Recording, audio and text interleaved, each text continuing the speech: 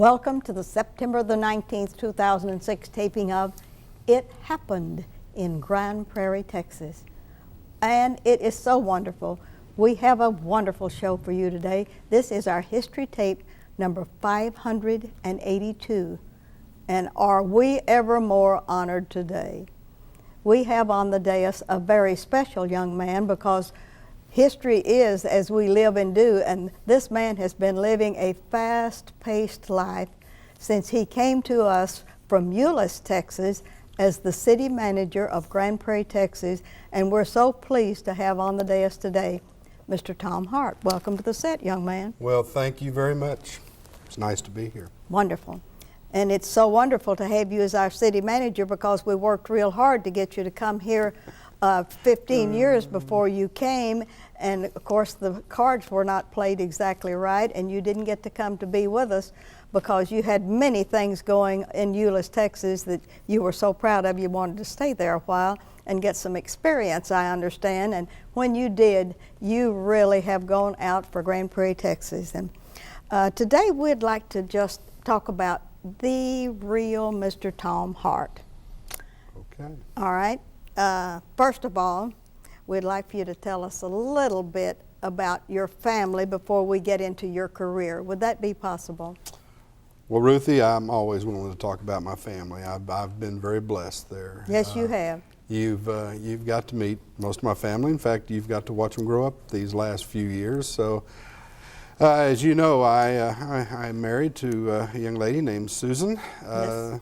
Susan and I have been married 24 years this month, and it's been a great time. Susan worked for city government when we met, so she understood the business that I was in, and she's been a great partner and a great friend, and you know, can't ask for more in a wife. Just wonderful. So, and she's very talented also. She is very talented. She went on to have her own business for many years. She was in the bridal business and had a successful business that she enjoyed, and then she sold that some years ago, and then we came over here. So, like I said, she's just been a great partner. That's so wonderful. I'm very lucky. And with her, we've had two boys. Austin and Travis, as you said, good Texas names. We kind of laughed. We were in Euless when we had the boys, and I guess if we'd had one more, we'd have had to go with Euless. Yeah. So I'm kind of glad it stopped with Travis and Austin. That helps. They are now 18 and 20. They're both going over to TCC right now, and Good. They're both working. And you know, I'm pleased that we've got them through high school. Now they're on into their college endeavors, and they trying to figure out what they want to do. The young one thinks he would like to go into maybe investment banking later, and is thinking about possibly going to TCU next year to finish his college. The older one is trying to decide. He thinks maybe some type of sales. He loves the auto. He loves the auto business. So I don't know where he'll end up. Both of them are working as waiters right now while they're going to school. Oh, how wonderful. I think it is too. Oh, that is a great experience for them. That was my thinking also. It's a great because the hours work really well, lets them work and go to school, and they're dealing with people. And as you know, Ruthie, from your long public service career, you know, life's dealing with people. And I think anytime our young folks can have experience doing any kind of job where they're having to deal with people, they're having to communicate, they're learning customer service, I think it's going to prepare them well for the future, whatever they end up going into. Oh, that's wonderful. So I'm very lucky to have that crew, and they're all still at home. I'm sure that's going to change before too long, but we're enjoying it right now. You are a very, very blessed family. That is really wonderful. We are. Because them working and getting to meet the public on their own terms without any supervision from the family or anything, that is really worth the money, so to speak. Oh, I agree. All right. Now, career-wise, name your parents. I know that you recently, in the last couple of years, lost your mom, but I'd like for you to document your history. I would love to. My mother and dad were Marilyn and Jean Hart. They, you know, again, you talk about being lucky. I was an only child, and I was born into a really great household. Oh, that's wonderful. They were just kind of parents. I mean, they were a little bit the Ozzie and Harriet. I mean, it was really lucky for me. You know, we weren't a wealthy family, but we were a blessed family, and I think that's probably the best way to say it. We had everything we needed, everything we wanted, and we had a good time. And I was able to enjoy them not only as in my childhood, but fortunately, most of my adult life, I lived fairly close to them, and we really got to enjoy that. My mother and dad retired up to Lake Texoma fairly early. And it really made a nice situation because it was not only good to go spend time with them, but it was a fun place to go spend time. So spent a lot of time up there, and then as my family came along, they enjoyed it up there. When my dad's health got bad, they moved down to Euless, where I was at that time. And that was a blessing. Yes, it was. Yes, it was. And they lived there for a number of years till we lost my dad in about '97. And my mother stayed there for a while, and then we came over to Grand Prairie, and then she moved over to Grand Prairie, and I want to tell you, she was having an absolute blast. Yes. She was living at the Mountain Creek Estates. Mountain Creek Estates, and those ladies out there were having so much fun, and it was such a beautiful place, and they treated him so well. She was just absolutely loving it, and so it was a great balance. She was so close to us. She was just part of our life. We included her all the time. When we traveled, she enjoyed traveling. She was going with us. In fact, we were all going on a family cruise just right after. It was supposed to go right after she died, and I was really disappointed she didn't get to make that trip because a friend of hers was going. It was just going to be a great time. She would have loved it. So I was very lucky with my parents. My mother grew up in Arkansas, my dad grew up in East Texas, and somehow they got together, and here we are. Let's kind of blossom off into your career. I'm going to leave all of your schooling and all of your college and all of that. What brought you into the city manager business, or into the city business, so to speak? You know, that's a question I enjoy asking people myself. I always love to hear how people get into their businesses, because there's usually a story. And every once in a while you talk to somebody that says, oh, from a kid, ever since I was a kid, I knew I wanted to be a doctor or you know, or a firefighter or whatever. Well, I sure didn't know I wanted to work for city government, or I sure didn't know I wanted to be a city manager, because I didn't know what one of them was. And I hate to be critical of our school districts because they do such a good job, but I'll tell you one thing they don't do, and you know this. Our local schools and even our colleges, we teach government, but we teach very little about local government. That's right. And it's really sad, because I think we have a citizenry out there that really don't know a whole lot about the government that probably affects their life, or no question affects their life more than any. And for some reason, our school systems and our colleges, they just kind of skip over that. So I knew nothing about city government. But what happened was, many years ago, while I was in college, I was out in Odessa, and I know when people look at me, they wonder, they can't believe this, but I actually went to college on a gymnastics scholarship. Great. Let me qualify. That was many years ago, and even more pounds ago, okay? But I stayed in Odessa that summer because I wanted to train with that coach, and then I was leaving for Illinois for my last 2 years. I was going to go to Northern Illinois University for my last 2 years. And I got a part-time job with the city that summer and was doing drafting work. Long story short, one day I was asked to take some papers up to the city manager's office, and you know, that trip changed my life. When I got up there, I met this gentleman who ended up becoming a mentor in my life. He took a few minutes that day, and we visited, got to know each other. You might name him. His name is Ron Neighbors, and like I said, he's one of those people that you're lucky if you have a few of those in your life that end up becoming mentors and give you some direction. He told me about city government, and I went, wow. It really had a lot of the aspects of a job that I was interested in. I knew I had thought about a career in law enforcement, so I was very interested in law enforcement. I knew I was interested in some type of management.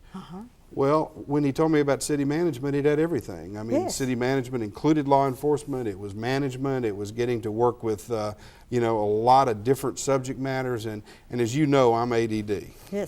Most people know that know me do know that. If they've ridden with you, they know. I understand. So long story short, it was for me, it was a perfect. It was something I'd be dealing with a different subject every 30 minutes. It was everything I loved, and from that moment on, I made a decision, and my whole life became centered around being a city manager at that point. Yes. So And that's where you made up in Odessa, Texas. that's right. Oh, that is wonderful. That's right. And I And you have no worked toward regrets. that? 30-something years later, you know. And I'll tell you what. Let me tell you, my measure of success for people is real simple. If a person can say they enjoy what they're doing for a living, they're successful. That is true. And I can honestly say, Ruthie, I still enjoy going to work every day. Oh, you So- never know what's going to happen. It's the excitement every That's day, right. isn't it? That's right. All right. And what was your very first city manager's job, either assistant or city manager? Well, I stayed in Odessa for 2 years. That manager, Ron Neighbors, was nice enough that he moved me while I was going to school in the evening, and he moved me around, let me work in some departments. I worked in engineering, I worked in planning, and then he moved me to housing and community development. And then one day he walked in and he said a friend of his in Denton, Texas, the city manager, had an internship program where he kept 2 young folks on board that were working on their masters in public administration that wanted to be city managers. And he wanted to know if I'd be interested. Problem was I hadn't finished my undergraduate degree, so he didn't know if he would take me or not, because I still needed a year more to finish the undergraduate. And then number 2, it ended up being a decision because after 2 years I was actually making a pretty decent salary for the Yes. time. And it was a half cut in salary to go to Denton, okay? Yes. And I talked to some people that had gone through the program, and I remember they looked at me and they said, Tom, we'd go again, do it again for free. So, How wonderful. and I tell that story because, as you know, I work with young folks a lot right Yes, now. you do. In fact, we have 2 interns that we got on a grant that are working with us now, and I love spending time with them and helping them. And I tell them, usually you got to pay a price in your career. You've got to pay a price. So I took that half cut in pay and I went to Denton. I spent 2 years working in the manager's office there as an administrative assistant. Made very little money. Some of us that went through the program, we laughed because our jobs many times was punching holes, making copies, and pouring coffees. In fact, we said if it didn't work out in city management, we'd make great waiters or waitresses. Okay. Good job. The point was that manager knew that he was looking for people that knew if you were too good to do those things, you weren't cut out to be a good city manager. City manager. Okay. On the other hand, he let us learn. We got to sit in the council meetings. We got to sit in the executive sessions and the staff meetings, and we got to sit there with all these professionals and soak it in. Okay? Yes. So it was a great learning experience. And after that, now I'd had 2 years in Odessa, 2 years there. Then I got my first city manager's job, which was in the Colony. And that was in 1978. It's a long time ago now. Yes, 1978. And they hired me because I met their qualifications. And council member, you'll appreciate this. Let me tell you what they were looking for. They were looking for somebody just like me who would work cheap. Okay? I was young, I was inexperienced. And you were hungry. I was hungry, and I really probably wasn't ready for that job, but I would I would work for their price. And long story short, it was a great experience. I went there, stayed 3 years. The Colony was a new city. We basically got to build a city government. I mean, because it was a brand new city. Brand new city. And, I look back, and I'm proud of those years. But what I'd like to do now is I would love to go back and redo them now. Because sadly, I did the best job I could with the experience I had. But what that city council didn't realize is they had a brand new government creating. They had a city that it was exploding. They needed to go out right then and get the most experienced person they could right then. Yes. And see, they didn't realize that. Yes. Now, I think I did an okay job with what I was capable of doing. But they really needed somebody with the experience I have today to be back then, because we probably would have done a better job. But it was great experience, and I think at least the city was still standing when I left. So from there, I went up to Denison as an assistant city manager, which was a larger town, full-service city. Stayed there, and then was promoted to city manager when the council removed the city manager. Well, they weren't through. They made me manager. They didn't wait long. They removed me also, which, as you know, city manager can be pretty volatile. Turnover. They didn't even tell the mayor, these 3 council members, that they were going to do this. Just one night, I'm voted out of office. Yes. And, you know, so that kind of showed me a side of city management. I went, whoa, is that how I want to spend a career? But fortunately, things work out, and from there, I went down to Euless. The manager brought me in there. He was going to retire. And I spent 5 years as his deputy, and was fortunate enough then to be appointed manager, and stayed there for another 10 years as manager, and it was a great time. Euless was in a transition period where it was really becoming a very nice city in the middle of Dallas-Fort Worth, and I'm proud of those years. They were great years. I enjoyed them. It was a good place to live, and it was really nice. Really thought it was my last city. You really did. I really did. I thought that would be the last city, and then one day, some gentleman named Charlie England called. Didn't know who Charlie England was, and I took the phone call, and we started talking. He said, "Would you come over and visit with us?" I told him, Mayor, I said, you know, I'm really not looking for a city manager's job again. And but I finally agreed to have breakfast with him and 2 council members one morning. And I guess you can tell how serious I was at that point. I was wearing golf clothes. I was going to play golf afterwards. Yes. But we visited. You know what? That was a good breakfast. It turned out, that phone call from Charlie England was great.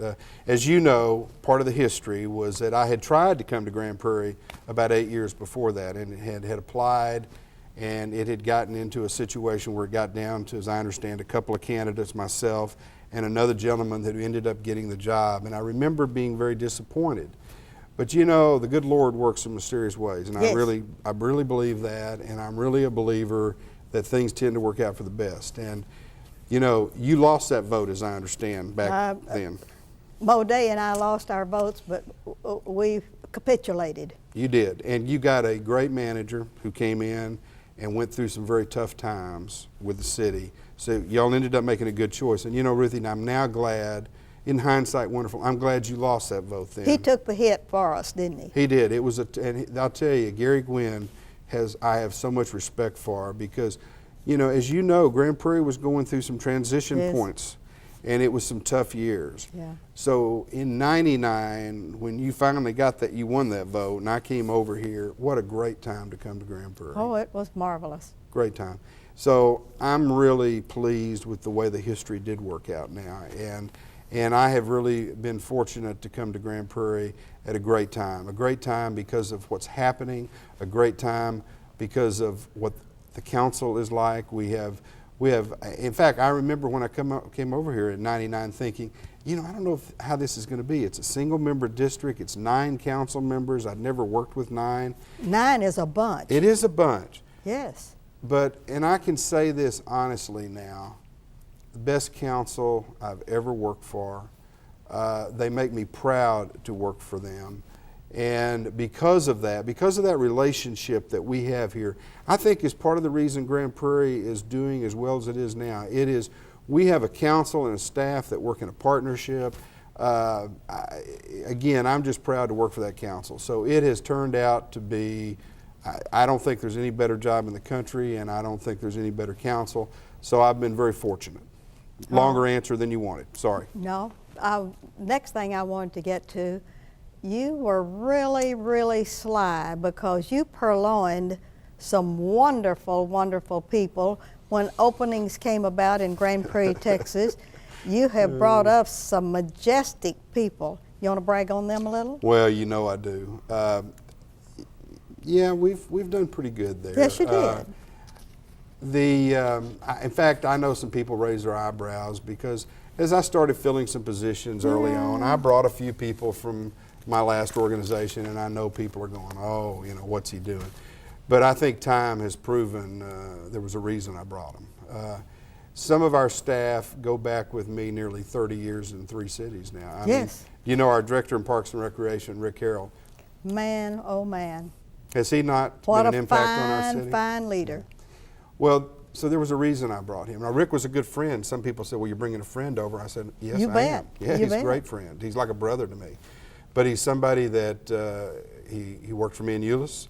He led Euless to be one of the great parks and recreation cities in the Metroplex and state.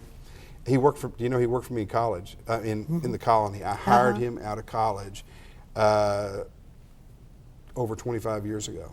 So, I mean, that's the kind of people that they may be a friend, but there was a reason I brought them, and they're making a mark on our city.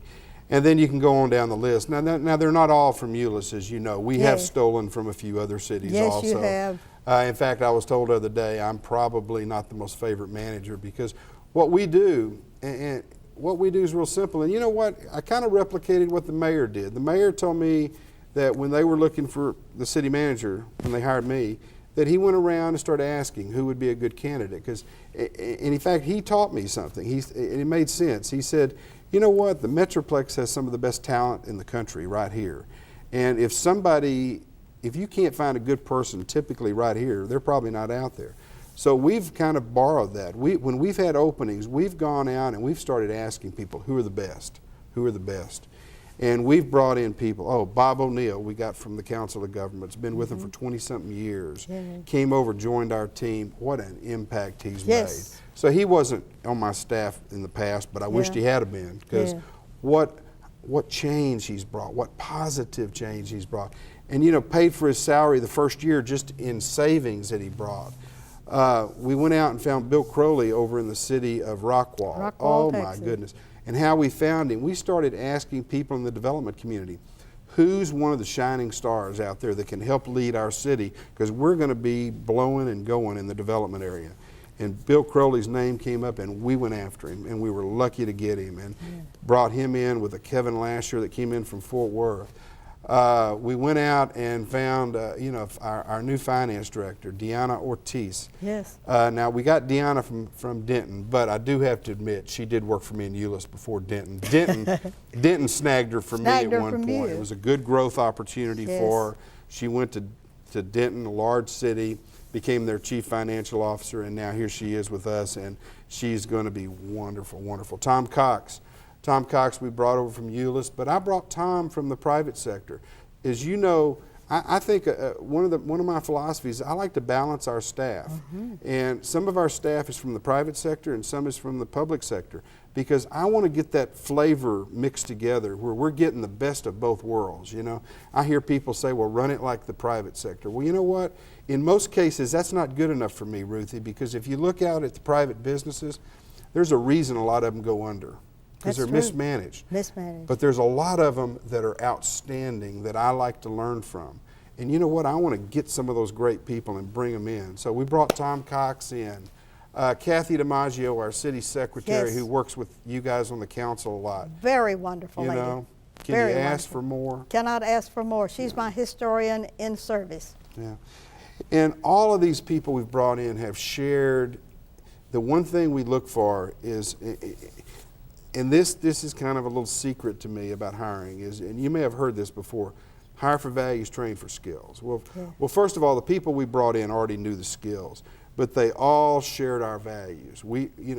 If you ask me a question, when I leave Grand Prairie someday, what I'd be proud of, my first answer wouldn't be the pretty buildings or the roads or any of that stuff. What I hope Grand Prairie will be known for is a city government. It is a corporation. It's a conglomerate of a lot of businesses that's built on values. We have 3 values that are critical to us: integrity, service, and people. And any team members that we bring in, they share those values, or we don't bring them. When we hire people now and bring them into our organization, we do new employee orientations with them. And I'm pretty blunt. I look at them and tell them, you're coming into an employee family, but if you can't share our values, we may not be the right organization for you. We believe in service. We believe in taking care of people. And we have a cutesy name for it that we borrowed from a book by Ken Blanchard called Raving Fans.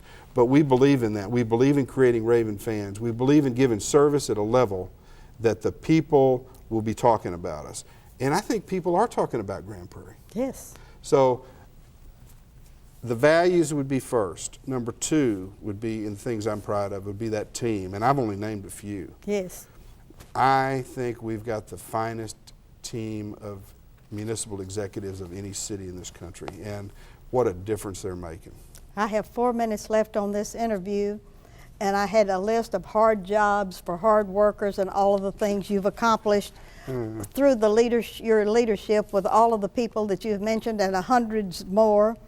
Also, I had a list of some of the things that I wanted you to pick the top 3 hardest jobs since you've been here. But I want to name the victories, some of the victories that we've had while you were here. First of all, the Parks Department has benefited because you had the people in the city that backed you up with a 1/4-cent sales tax Yes, to ma'am. help on those. They did. They've done it twice. They've done it forever. But then you had another bond issue that fixed streets, and you've had that one twice, and it's passed, and streets are looking better. Another victory you've had was the Veterans Memorial that we thought would never happen, and you brought it about. And the toll road that you talked the council into, let's make this a toll road, and you've gotten so many amenities, $30 million worth of amenities on the link. You've brought the Breeders' Cup here. You've done so many things. That's just a few of the things. Now you're going to say, No, "Now I ma'am. didn't do No, those." ma'am. I didn't And you do know those. that. We have a team that's done that. It's But- a council, it's a staff. And, But you had the background to bring it well, all to happen. You know, after I've talked about that staff, I'll tell you another little secret. Being city manager in Grand Prairie, if you're smart, I stay out of their way. I mean, what a great group. So Next, I have a list of awards that the city has won since you have been our city manager, just since you've been here. And it is 1, 2, 3, 4, 5, 6, 7 pages up through the last 3 or 4 that you've won in 2006, which includes so many that I wouldn't have time to document them if I even tried to.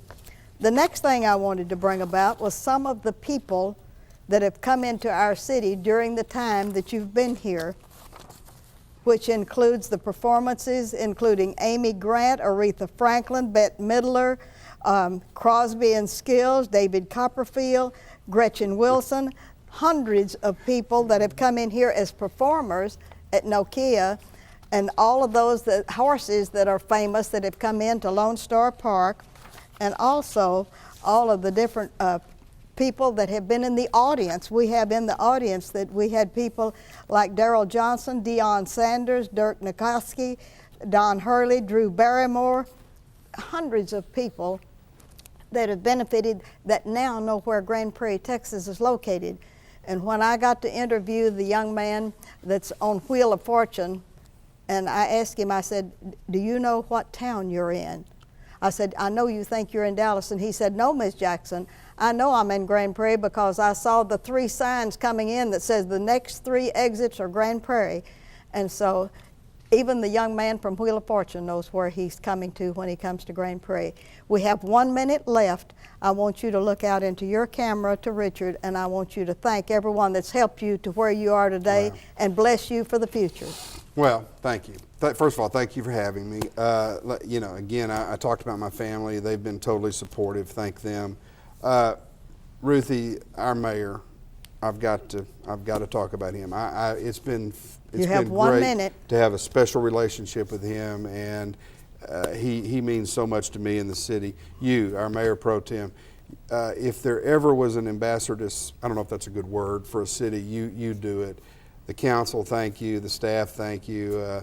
And the citizens, thank you. It's an honor to get to work for this great city, and it's going to continue to get greater. We're going to be known. We're going to be what we call a world-class city. So thank you. I want to thank you very much for being here. Pleasure. This is Ruthie Jackson reminding you that history is as we live and do, and that we document it correctly.